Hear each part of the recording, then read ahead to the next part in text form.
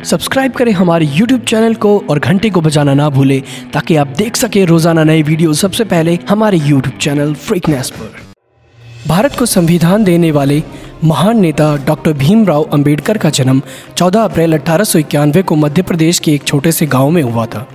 Doctor Bhimrao Ambedkar के पिता का नाम रामजी मालोजी सकपाल और माता का भीमाबाई था। अपने माता पिता की 14वीं संतान के रूप में जन्मे डॉक्टर भीमराव अंबेडकर जन्मजात प्रतिभा संपन्न थे।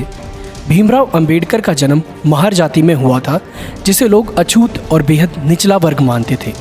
बचपन में भीमराव अंबेडकर के परिवार के साथ सामाजिक और आर्थिक रूप से गहरा भेदभाव किया जाता था। भीमराव अंबेडकर के बचपन का नाम रामजी सकपाल था।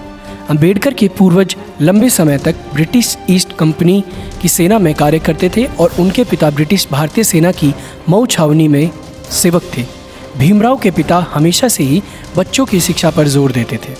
1894 में भीमराव अंबेडकर जी के पिता सेना निवृत्त हो गए और इसके बाद 2 साल तक अंबेडकर की मां अकेली रहीं, जिनकी मृत्यु हो गई। बच्चों की देखभाल उनकी चाची ने कठिन परिस्थितियों में रखते हुए की।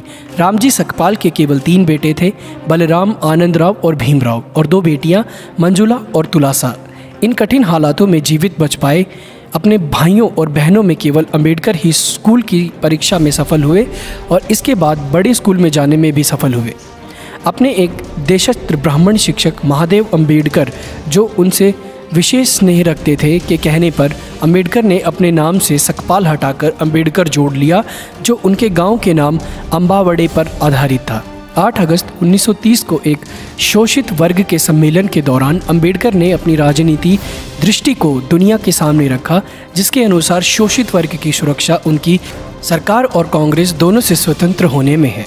अपने विवादास्पद विचारों और गांधी और कांग्रेस की कटु आलोचना के बावजूद अंबेडकर की प्रतिष्ठा एक अद्वितीय विद्वत्ता की थी, जिसके कारण जब 15 अगस्त 1947 में भारत की स्वतंत्रता के बाद कांग्रेस के नेतृत्व वाली नई सरकार अस्तित्व में आई, तो उसने अंबेडकर को देश का पहले कानून मंत्री के रूप में सेवा करने के लिए आमंत्रित किया, जिसे उन्होंने स्वीकार कर लिया।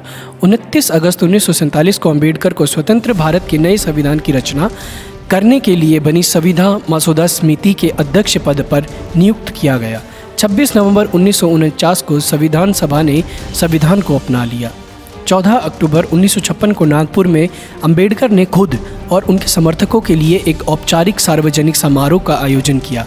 अंबेडकर ने एक बौद्ध भिक्षुक से पारंपरिक तरीके से 3 रत्न ग्रहण किए और पंचशील को अपनाते हुए बौद्ध धर्म को ग्रहण किया। 1948 से अंबेडकर मधुमेह से पीड़ित थे। जून से अक्टूबर 1954 तक तो वह बहुत बीमार रहे। इस दौरान वो नौदानिक अवसाद और कमज़ोर होती दृष्टि से ग्रस्त थे और 6 दिसंबर 1956 को अंबेडकर जी की मृत्यु हो गई।